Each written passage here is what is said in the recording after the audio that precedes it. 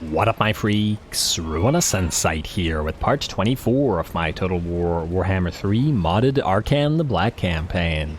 So as we saw last time, we did manage to get a nice battle with King Araru against the forces of the Cult of Sigmar, and then backed off rather than continue attacking the second location. We then left off the episode after losing a territory to the Redhorn tribe's sudden attack to the north, with King Arasfa and King Behedson attacking at the Sorcerer's Island. They don't have the greatest of armies, but they do have more than twice our number of units, so we'll see whether this allows them to pull off a victory here. Should be an interesting time. Let's get to it. I'm excited to see whether we can hold the Sorcerer's Islands, because I would really prefer not to have to get an army down here to try to retake everything. Here we go.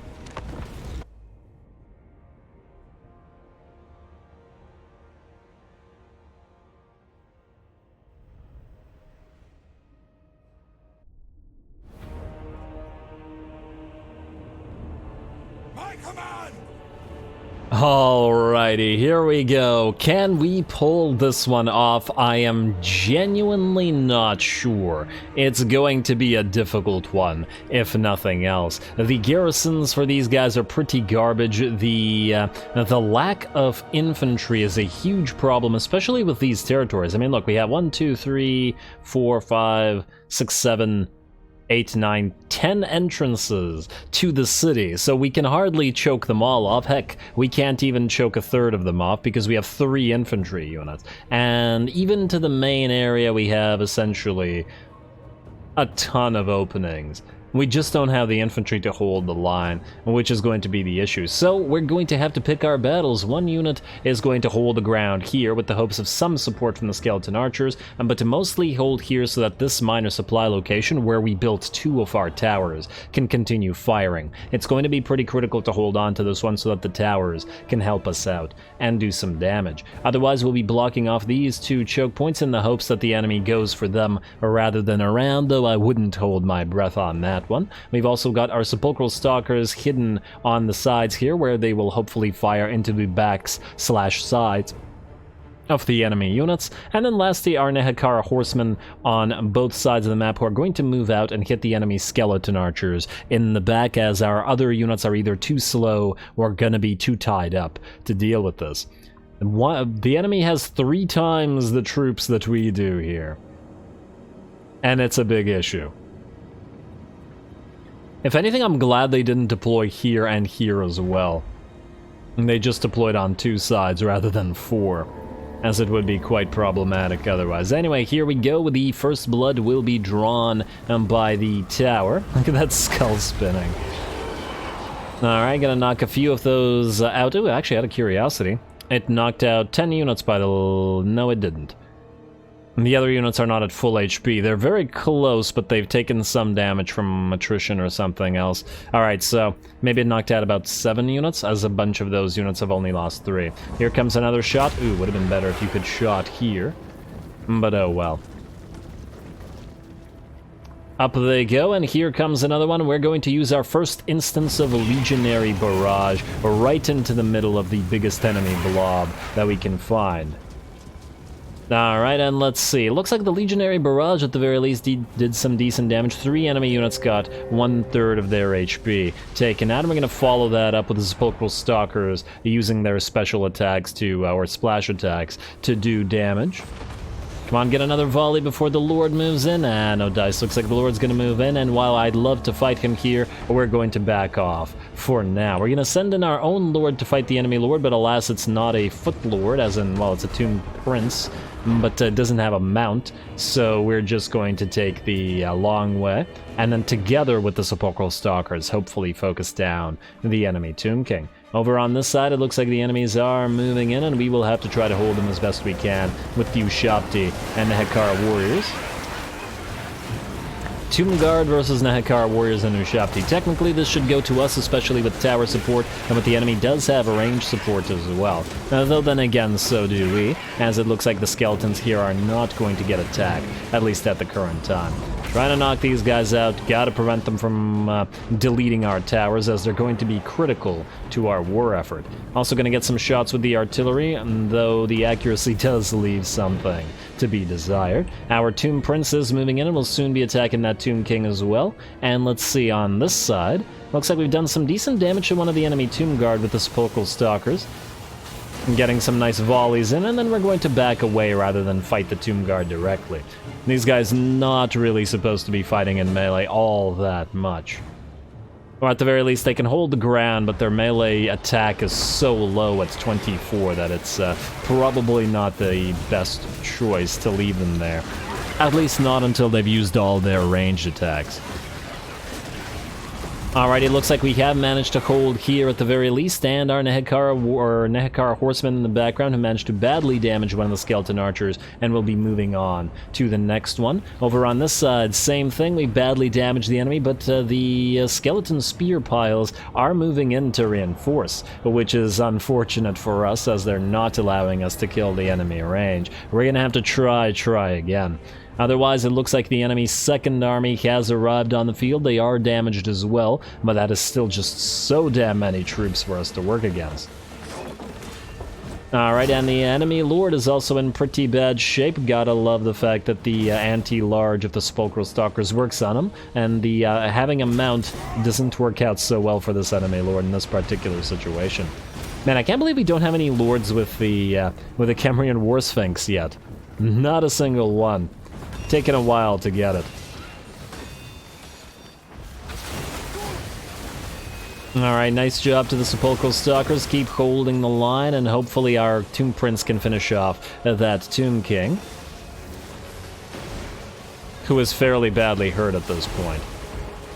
And Sepulchral Stalkers are just going to have to hold the line in melee, just to contradict myself, but mostly because they have to hold in melee, or else the others will reinforce the Tomb King. Looks like our Skeleton Archers are still firing, and are doing a pretty good job. The Skeleton Warriors and Skeleton Spears are pretty much done here, and our artillery pieces were helping these guys out, so they're not going to move through at this side. Though our Ushabti and our Nehekara Warriors here are pretty badly beat up, and let's see. Nehekara horsemen, rather, are pretty okay, and they did manage to finally bring down a unit of skeleton spears. The Tomb King is done, though we still have to contend with all of this, because we deployed all of our artillery and our range, or our single piece of artillery, and our range on this side. That means this side did not have the same amount of support, and our Ushabti are trying to hold off an enemy unit of Ushabti, which was the summoned from the third level of the third tier, rather, of the Realm of Souls, and is going to have to work together with whatever else we have. We did have to move our Tomb Guard back here as well, because we needed their halberds to bring down the enemy Ushabti.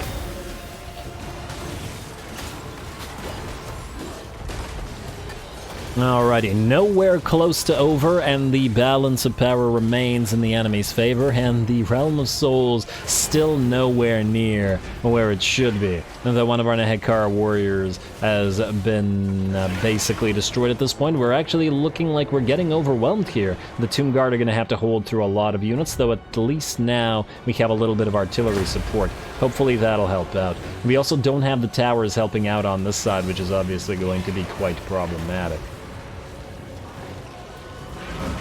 Alright, come on, Screaming Skull Catapults, you gotta dish out more damage. In fact, we're going to send the Sepulchral Stalkers and our Skeleton Archers back from the main line here. We have a few minutes, probably, until the secondary force gets here, so that should allow these guys to turn back and attack whatever's attacking from that side. To put it in the most eloquent way I can think of. Alright, keep going. Ooh, and it looks like our Ushabti are in critical binding as well, trying to fight the enemy Ushabti and enemy Tomb Guard. A little bit difficult to tell our units apart at this point. Ooh, some nice shot. Well, the enemy units are the ones getting hit by the Sepulchral Stalkers. Alright, moving our other unit of Ushabti in, because if this line breaks, we're not going to be able to hold here anyway. Alright, Sepulchral Stalkers back in, and of course our Nehekara horsemen have also found this enemy unit of range. Alright, what do we got? A few more volleys in ya. Ammunition's down to 1. We got one more volley by the looks of it, and then these guys will have to join the melee. And there it is. That was probably the last one, as good as you can make it. Now they're going to charge in as well. Our own Ushabti are beginning to crumble away, though it looks like the enemy Ushabti are in critical binding as well. And it looks like our Tomb Guard are melting. Damn, balance of power is still very much in the enemy's favor, and they still have more and more reinforcements moving in. 1, 2, 3 full HP unit of skeleton spears and warriors, and of course the enemy army, the second enemy army, that is by and large untouched so far. Not looking so good. But, well, we'll have to do our best. Still no activation for the Realm of Souls, and once again, this is one of the issues. Not only is the garrison kind of garbage for the Tomb Kings in general, but also the fact that the garrison doesn't give you a significant number of skeleton warriors or spears means you can't feed them into the meat grinder in order to activate your Realm of Souls, which is a pretty big part of playing the Tomb King. I wonder if it was designed on purpose so that you can't activate them. As we saw before with the basic garrison, you can't actually get the third Realm of Souls at all. Or you can get it right at the end of the battle with, I believe, the tier 2, I want to say, in garrison building. As in the first level of the garrison building. You can activate it right when all of your units are already dead, so it's almost exactly 700. And it seems weird to have designed this in such a way that you can't activate the third level of the Realm of Souls. Of course, once again, that does get buffed up by military buildings, but even then, it's really not all that much.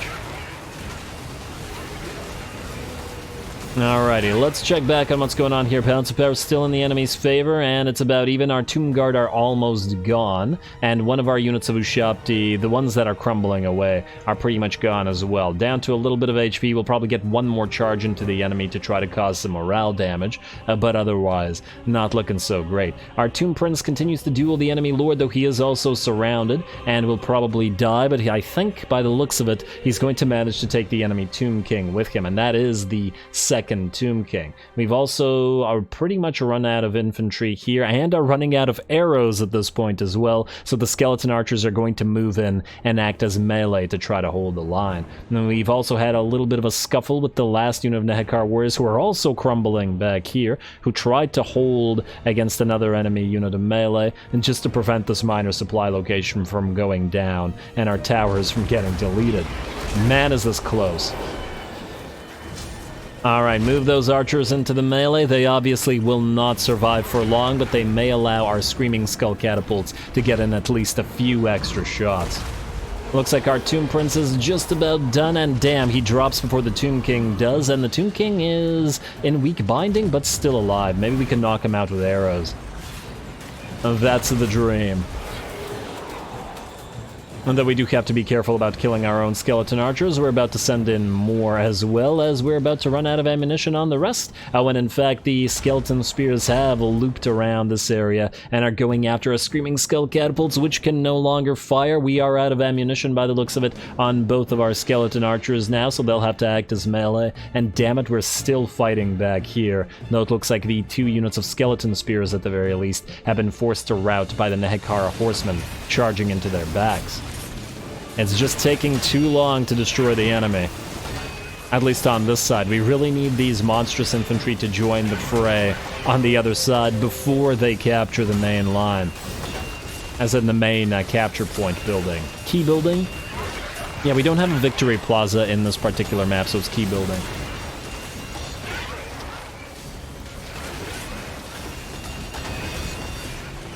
Alrighty, looks like the skeleton spears are finally out of the picture. Then there's one unit of skeleton warriors that we have to continue or complete destroying before we're completely overwhelmed here. The enemy Tomb King has moved forward and is bringing the rest of his units as our lines, quote-unquote, as in our archer lines, begin to collapse. We're trying to get the Screaming Skull catapults back so that they can get a little bit more damage as they have a tiny amount of ammunition left. And it looks like the Nehekar warriors here have finally fallen, so the enemy will begin capturing the tower locations. Can't rely on those. Balance of power is still very much in the enemy's favor. It hasn't really budged throughout the map, or throughout the battle, so it's been fairly even. And here we go. Our Sepulchral Stalkers are going to have to move in from the other side. they're going to be needed, and we're going to tell them to charge the enemy Tomb King. Really need him to go down. He's at 28 HP. And he's still fighting, damn it. And there we go, that was the last of the archers here, so now the Sepulchral Stalkers are going to have to move into it. There's the Tomb King, and we're going to tell them to charge him. And it looks like one of their halberds does manage to bring him down, at the very least, but we are so close to getting overwhelmed. On the bright side, though, we only have this one skeleton warrior unit remaining. We're going to move away a little bit, send the Ushabti around this way to try to block them, and then have the Sepulchral Stalkers and then the Hekar Horsemen hit them from the back and from the sides. Gotta cause those extra morale shocks, though I'm not sure how much longer the Ushabti have in terms of fighting ability. And honestly, the Sepulchral Stalkers aren't going to hold the line much longer either. And neither is this one last unit of skeleton archers. Yeah, definitely one of the closest battles I remember in recent times, but honestly, it's probably closer than I was expecting, in the sense that I was expecting to lose much faster. Alrighty, and the towers are nearly gone, though they're still dishing out damage, and it looks like one of the enemy skeleton warriors will actually crumble apart. They still have 2 units. They're taking way long to crumble. Come on, one down. Alright, that one's dead. If you guys could destroy this last unit of skeleton archers here, the towers won't be destroyed, which would be ideal. And there we go, finally we reach the 3rd tier of the Realm of Souls, which allows us to activate our free unit of Ushabti, summoned on top of the biggest blob and to the back of said blob of the enemy that we can find. And our Sepulchral Stalkers move in together with the other unit. And there we go. Looks like these skeleton warriors have been destroyed as well, so the Ushabti and the Nehekara warriors can move forward just a little bit more. Oh man, those summoned Ushabti at the last second. Really needed those. And there we go, it looks like we did manage to destroy the enemy archers just barely before they managed to capture the miner supply location, and without the ability to destroy our towers and break through the last remnants of our constructs, although the Sepulchral Stalker is basically dead as well, and so is, so is most of the army. We got basically 2 units that are okay. But everything else is done for. But not as done for as the enemy, as the battle will just barely, by the skin of our hats, will be ours.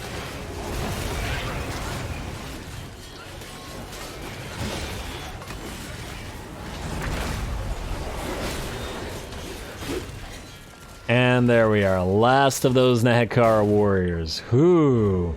What a freaking battle. Definitely a Pyrrhic victory. This is like a super Pyrrhic victory, because we basically, I don't know, maybe another 30 seconds of the enemy fighting without our Ushabti would have given it to them, I think, as in our units might have routed. Hard to say, but it was extremely close.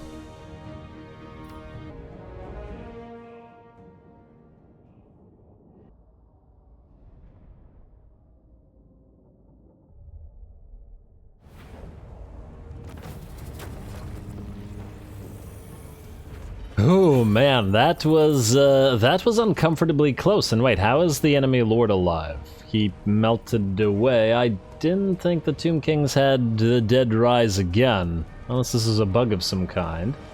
Huh. Odd, but yeah, very, very close call there. The Ushabti were still okay, and then one of the unit of Sepulchral Stalkers. We got a very nice amount of damage out of the Screaming Skull catapults, but at the end of the day, once again, there's just not enough units in these garrisons. This is with the maxed out garrison building as well. And the problem is, with a lot of maps, there's just not enough troops to fill the choke points. So look at this, we only have 3 units to effectively hold the line. Sepulchral Stalkers aren't supposed to do that sort of thing, and they're not supposed to be mainline units, and there were like what, more than 8 entrances to the base for a couple of units of Nehekar warriors who are also supposed to not be holding the line, and 1 unit of Tomb Guard. There should at least be some skeleton spears and warriors as part of this garrison, but oh well. One of the interesting things about playing the Tomb Kings, I guess, there is not much money, so I think we'll harvest the organs again. And that guy did in fact die. Okay, it was just a bug by the looks of it. So that works. Looks like Waldemar there, and wait a second. Clan Squire, Scheme of Doom, Court of Libaras, Great Incantation of Xar, Faction Destroyed Karan Kar, Deserters of Katep, also Great Incantation of Xar. And there we go, Wisdom of the Fourth Dynasty, meaning we get another army up and running, and we definitely need one right now. Also, what the heck is this? Stop that! Ugram Ironbeard, going for the Springs of Eternal Life. Can he take it? I don't know, possibly? It's possible, depending on whether our allies here... You know what? Attack target. I don't know whether they attack first or we attack first, but hopefully it's not them. We can't get here with either one of our lords, as unfortunate as that may be. At the very least, Araru actually healed up over that end turn, though I guess one of the unfortunate aspects is that this Antok did tier up to tier 3. But not a big deal. I'm just glad that... Oh, actually no, it wasn't a bug, you did survive. And you are... Oh, really? You're going to raid here and you're going to cause us minus 10%? That's kind of infuriating, I got... Oh, you gotta be kidding me. Okay, well, I guess this is where we'll be building the army. I was actually hoping to build it here at the Great Desert because we can get some Mushabti with Great Bow, but it looks like that's not gonna fly. Alrighty, Arakash, your ambush somewhat succeeded. Go after Leonardo here. Now, actually, this looks like it'll be a fight, so we'll probably save that for the next episode. What do we have here? So, King Sanakt's ambush also succeeded, meaning we can attack Thorek, though his army does also scare me. I do have to wonder whether we'd get the lizards helping us out or not. 'Twould be nice if we did. And let's also check on Arkhan here. You are moving towards the Lost Plateau, but I think, yeah, we're gonna have to manually fight this, just to reduce the casualties a little bit, as we do want to attack Karak Zorn and... Yeah, medium casualties? No. Since the last time we took a bunch of damage, this is probably a little bit much. Alrighty, let's pick one of these battles. Let's do a little bit of admin and pick one of the battles to do. I'm not yet sure which one. There's basically 3 or 4 very decent looking fights here. Just gotta pick one that's different from the other fights. Also, let's see what we have here. Tomb Princess, strong. Eternal. Eternal's pretty nice. And Chariot Master. Wise, Fleet-footed, Treacherous, Eternal, Cunning, Imbuer. Speed for all units, plus 1%. Okay, yeah, thanks. Oh, but no thanks. Alrighty, I think we're gonna mill. Let's mill through all these guys. Definitely mill through the Necrotechs until we get another trustworthy one. We know for a fact that Necrotechs can be trustworthy, and thus all Necrotechs now have to be trustworthy. It's just too valuable a trait. What about Tomb Princes? Do we bother milling through these guys? I'm a little bit tempted to get Eternal in one of the armies. We could put it, for example, in Jocht's army. Power up these guys with a little bit of extra armor. I feel like if anybody's gonna need them, it's King Jocht's army, because he's relying on Sun-Scorched Bones. Also, I do have to wonder where that Redhorn tribe army is. They're just gonna keep using the beast paths and annoying us, and we can't see them, but I guess that'll be an issue for another time. Here's what we do with the Tomb Princes. We'll take out Chariot Master, we'll delete you. We'll take out Strong Guy, we'll delete you.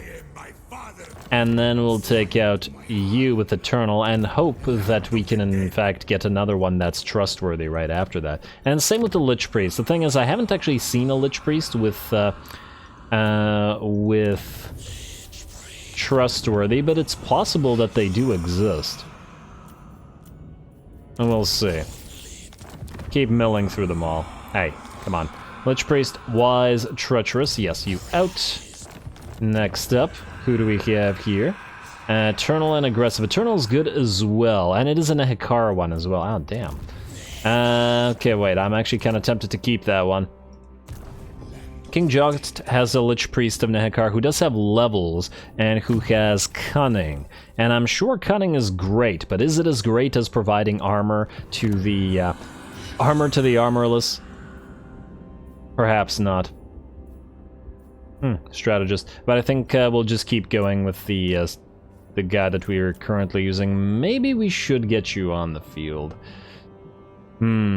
We could also replace this guy as a scout, in theory, and technically get them both on the field. And hello, what do we have here? Oh, okay, no. That's just the remnants of Mad Mullitson's force. I was a little bit concerned about it. Let's also check Diplo. I mean, we did it on the turn after all. Let's see what we got here. Carcassonne, willing to go for a non-aggression pact. That, I cannot say, was very expected. Who are they fighting currently? How does the Dread Fleet feel about them? Well, the Dread Fleet won't like it. I'm actually tempted to do this, mostly because of Talzin. If we could get a non-aggression pact with Talzin, that would be just swell. I'd prefer not to go up here. There's really no point in dealing with the Wood Elves whatsoever in this particular case. We could even probably declare war on Belegar and give them Belegar's territory. Maybe get them nice and friendly. Last Defenders getting closer to the defensive alliance. The rest of you I don't think we care that much about. Including the peace outs? Nah. Alright, you know what? Carcassonne, we're gonna do non-aggression pact for now. Just to get the bonus relationship with the nearby Wood Elves. Alright, Bleak Holds we don't care about, and the rest of this I think we don't, unless there's a quest, which there is one. Ally missions... Ah, hello. Leonardo. Easy pick, because we're about to attack him. And I guess Vlad made the choice for us. This is the fight that we're going to be looking towards. So, let's do buildings, and then let's attack. A Land of the Dead, we'll start with you. Got to get another one of these Golden Age monuments for more growth everywhere. We will actually replace it out of this territory eventually, but we need to grow before we do. Next, 2 more turns until we upgrade stuff here. But I guess we could switch off of this for now. On the other hand, it is making us more money. That's fine as it is. Cracked land. What do we have here? El Kelebad. Definitely upgrade those defenses. We're going to need them all over the place. And I guess we're going to get you the Cinnabar Mining Pit. Though I would like to replace the Grave Hill here. I guess we could do this at the Tainted Oasis instead. Because we don't need it here at the main territory. Honestly, the same thing kind of goes for you, but at least this is an easy one. And we probably build one at the Pools of Despair as well. Although this is giving us growth, which we do need right now. Yeah, let's take out the Tainted Oasis instead. Control or not. And hope that our control... Well, our control should actually be fine here because of the pyramid that's being built, so shouldn't be as concerning. And that's probably going to be true for several territories now that we've got pyramids coming up. You are still in worship of Xar, but I think for now you can switch back to worship of Asaph. We don't need to upgrade anything. And wow, look at that. 27 turns. Yeah, we definitely need growth here, which we just don't have. Alright, next up, Coast of Araby. Al-Haik, do we need the growth building there, or can we replace it with another one of those sepulchral, desecrated sepulchres buildings?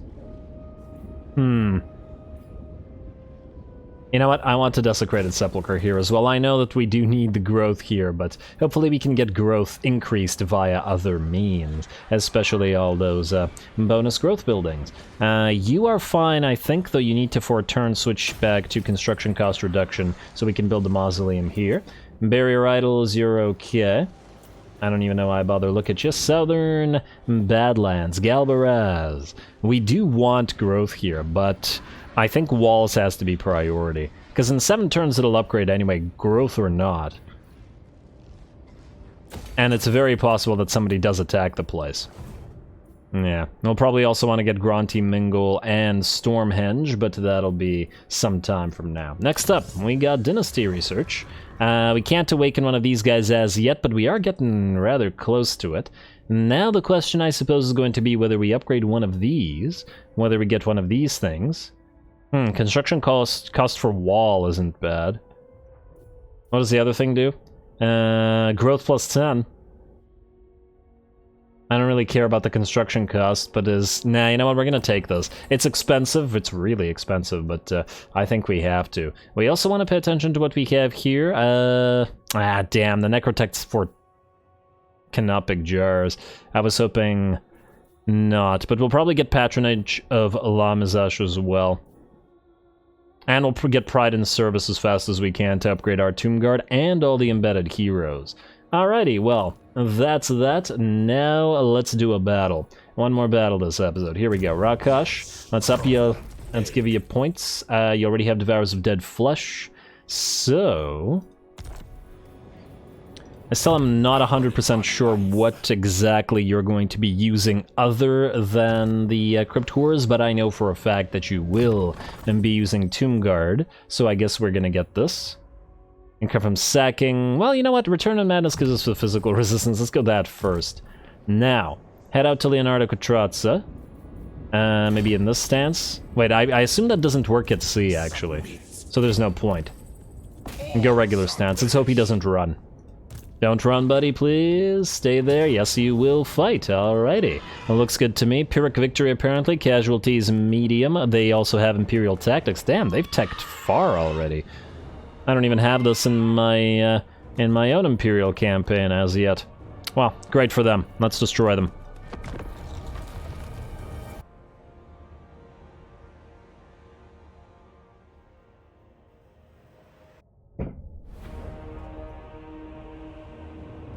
So be it.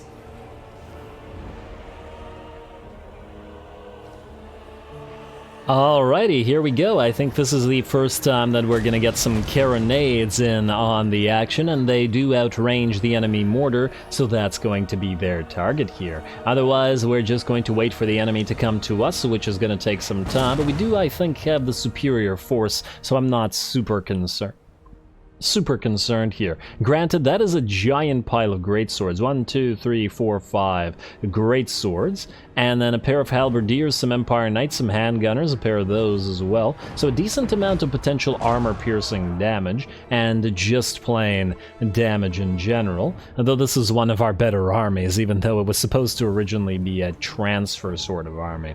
But oh well. Anyway, carronades. You've been firing at this mortar for about a minute long, and we did in fact give you the bleed ability as well by giving you the Job's incantation of Cursed Blades. I wanted to see whether it would work on artillery, and it does. And it looks like your accuracy is pretty dismal. A minute full of straight fire and they haven't destroyed a single one of these mortars. Huh. That really only killed one crew, it should have killed many. Damn, carronades. You are disappointing me so far. If we had access, oh, it finally brought down one of the 3 mortars, very nice. But only, I think, because the mortars have started facing this way. The enemy have spotted our dire doggos and are moving up this way as well. And it looks like the mortar wants to help out, which unfortunately for them puts their unit sort of parallel to our line of fire, making it much, much easier for the carronades, but also not a particularly realistic scenario as, well, you wouldn't get this happening a lot. Well, we'll take any advantage we can get here. The rest of the enemy is moving forward, and we are going to move forward as well. Our Tomb King is going to charge Leonardo Quatrazza here. And there we go. Looks like we drew first blood in this particular battle. Oh, he's got a single-handed hammer, but no shield. Interesting. I guess we have a single-handed Kopesh and no shield, so it's only fair. And there we go, we're gonna move our Lich Priest in to help out as well, just a little bit, though of course we don't want him taking too much damage. Alright, well, these two can continue working together, but the rest of our army will move up as well, and we will soon have battle properly joined, at least where the main line is concerned. The rest of the battle, or at least on the flanks, rather, the battle has been joined as well. Enemy Empire Knights moved in, but we did cancel their charge, or rather, take the charge on the chariots, on our black coaches, which wasted the enemy's charge, and then moved in both with Crypt Ghouls and with the Dire Doggos hitting the enemy in the back. So that's both enemy units of Empire Knights, which are looking to be in pretty bad shape already. Hopefully we could take those guys out. Over here it looks like the enemy lord is now getting surrounded as the Crypt Horrors and the Tomb Guard have arrived, and it looks like we'll also be fighting some enemy handgunners and halberdiers on this side. Our Skullstorm comes down, is actually doing pretty good damage, destroying a unit of great swords and crossbows by the looks of it. Fortunately, this time didn't move away to where it did no damage. In fact, out of curiosity, considering this was a middle of the field use of that spell, where's our caster here? How much damage did that do? 73 kills and 16k damage, very respectable. All right. I'm liking Skullstorm more and more these days. Alrighty, and the rest of our army are now moving in. Obviously, our Karen Wraiths are not really concerned with anything that the enemy can dish out, and really the Crypt Ghouls, or the Crypt Horrors rather, should be pretty okay as well. Ah, look at those Crypt Horrors towering over the foe. You got this, boys, and work together with those Karen Wraiths, which will cause that terror on the greatswords. I believe the Crypt Horrors also cause fear, so... yeah, alright. We should win the psychology battle, if nothing else. It looks like the enemies up on top of this hill have by and large collapsed, and it looks like the enemy main line has by and large collapsed as well. The great swords are still fighting up here and are causing some damage to our Crypt Ghouls, though they're unlikely to actually get rid of our Black Coaches, though the latter have also not done a crazy amount of damage. At the very least, they've also taken damage. They just really need those kills to activate their special abilities. Our Dire Doggos are also busy chasing enemies around. We're going to charge our Black Coach into these handgunners to prevent them from shooting us and damaging the Black Coaches further.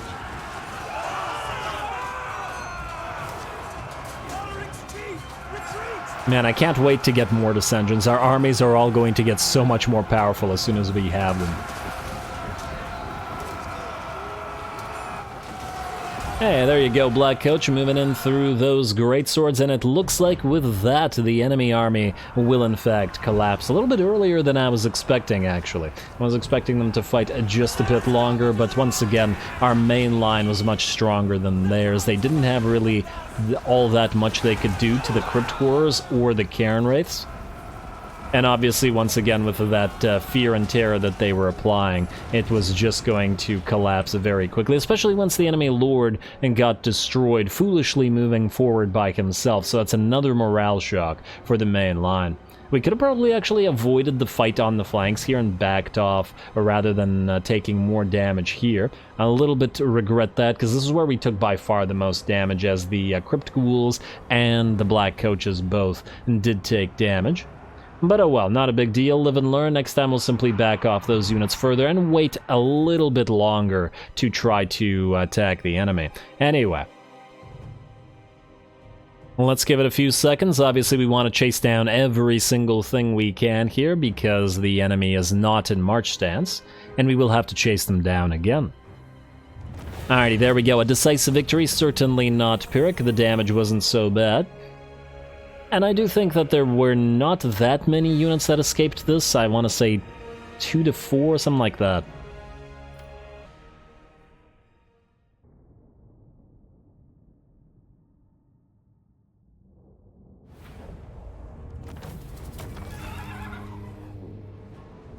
Alrighty, there we go. The battle, not too much trouble itself, though a little bit annoyed how long it took for the carronades to kill the mortars. In fact, they weren't able to, despite firing on them for the entire battle and wasting more than half of their ammunition on it. I feel like a Screaming Skull Catapult would have done much better at destroying the mortars than the carronades did. Oh well. Now we could heal up, but it won't heal up our single entities, and I think in this particular case at 2.6k, the money is more worth it to us, so we're going to Endless March. And then we're going to destroy the remnants of this army if we can reach it, which looks like we can. And enchanted item gained, Potion of Speed, oh yay. We're going to attack you. I like so to resolve it, please nobody get more badly hurt. Let me guess, the doggos are going to get hurt? Actually not so bad. And then we'll take the jars for this one. 493, almost to 500. Now you cannot go back into march stance, so I think we'll just keep you here. We'll send you to Xandri for at least one turn, but then afterwards, I think. Although there's very decent chance this guy's gonna come for us as well. But we should probably start moving towards these guys. Just head them off before they keep doing this. And then obviously Wizard Caliph's Palace. Let's get our new lord. It'll be King Oyas for now. And we'll just recruit whatever we can recruit for one turn. Whatever's the quickest. Now let's get some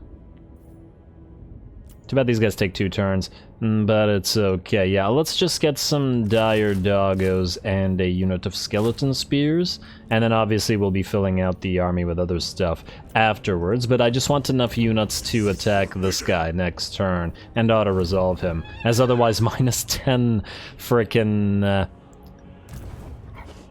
control, and he has 1 HP. Huh, maybe Tomb Kings can rise again. Odd. And he won't even die to the attrition because he's in raiding stance, and he won't even die to the sandstorm, which is not immune to raiding. But anyway, with that, unfortunately, we are once more out of time, and I'm going to call the episode. Next time, King Araru marches upon Antok. We have Arkhan to destroy Lost Plateau, and hopefully Karakazorn as well, so that we won't be seeing Thorak anymore. Possibly King Sanak versus Thorak as well, though I'll have to think about whether that's worth our time or not. It may be more worth it to allow him to take Karagarud and take it back for ourselves, although on the other hand, I don't know. I'll think about that one, and you guys let me know what you think as well, though I feel like perhaps it would be better to allow these guys to keep it just so that we can give them Granite Massif and Mahrak. I'm really all in on the idea of subjugating these guys as a vassal, especially since they're not doing so well with the guys around them. And oh, there's a very decent chance we could get them to fight with the elves as well. Yes.